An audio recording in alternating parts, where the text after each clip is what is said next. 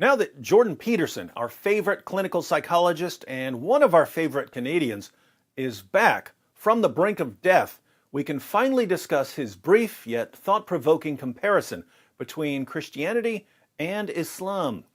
During the Q&A session following one of his lectures on the psychological significance of Bible stories, someone asked Dr. Peterson why he thinks Islam is so radically different from Christianity when the Quran contains so many of the same stories as the Bible. So my question is, at the level of psychological significance of these stories, at the level of mythology and archetype, how is Islam so different from the Judeo-Christian tradition? Because Adam, Eve, Havva, Satan, Shaitan, so on and so forth, everything from the fall to the flood.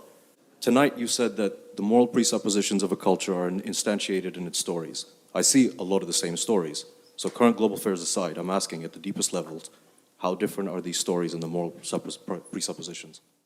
Dr. Peterson draws attention to two important differences between Christianity and Islam. And so one is what I see as the failure to separate church from state. And that's a problem.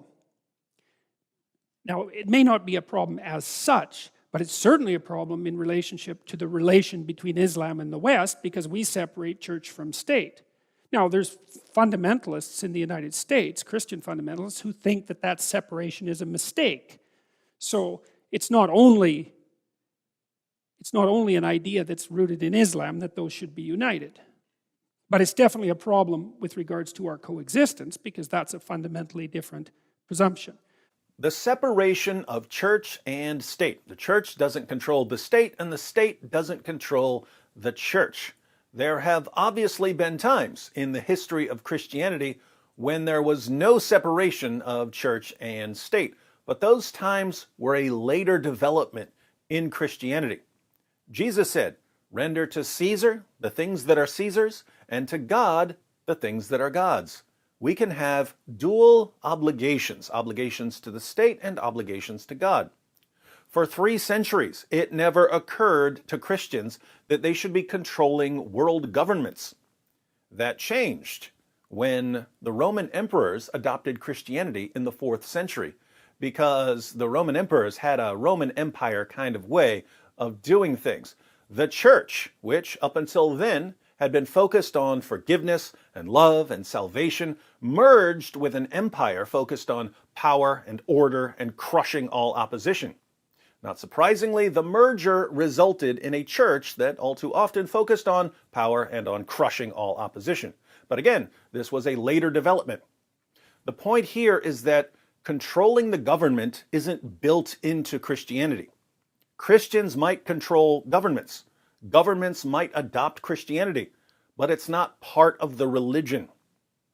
In Islam, political control is built into the religion. Muhammad, the leader of the religion, was also head of state. His successor, Abu Bakr, was the leader of the religion and head of state. His successor, Umar, was the leader of the religion and head of state.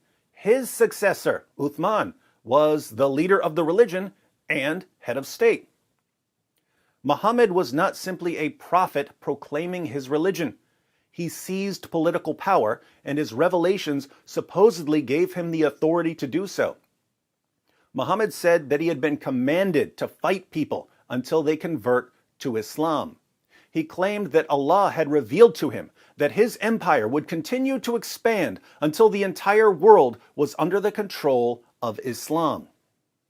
So political power is not something that was added to Islam centuries after it was founded.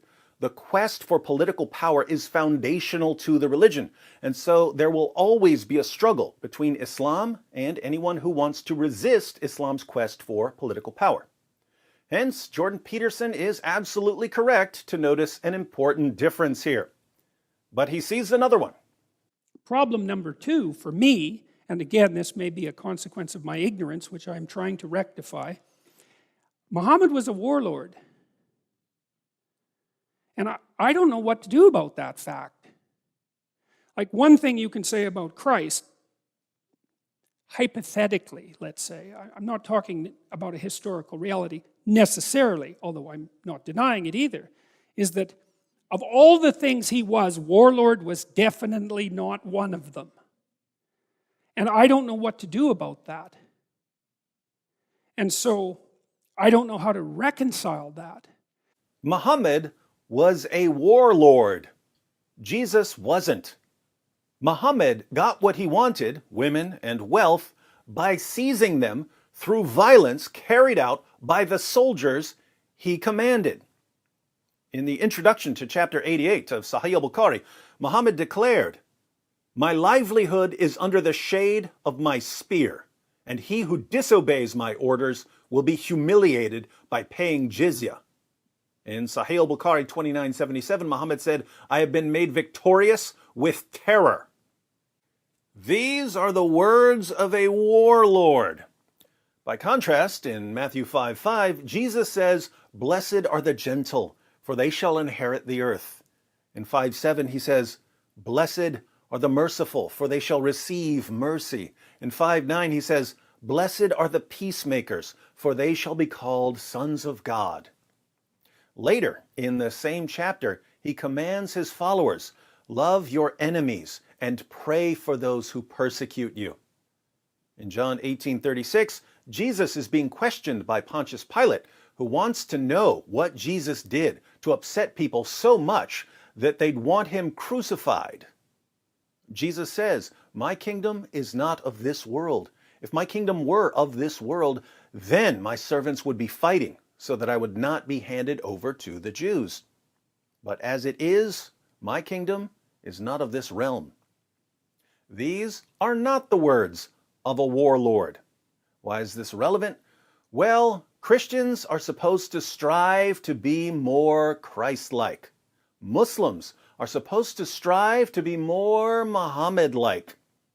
Many Christians obviously do a poor job of imitating Jesus, just as many Muslims obviously do a poor job of imitating Muhammad. But the target you aim at is going to affect the direction you go, which is why societies influenced by Christianity are strikingly different from societies influenced by Islam. Hats off to Jordan Peterson for being one of the only Canadian academics with both the common sense to spot the difference between Christianity and Islam and the courage to publicly acknowledge that difference.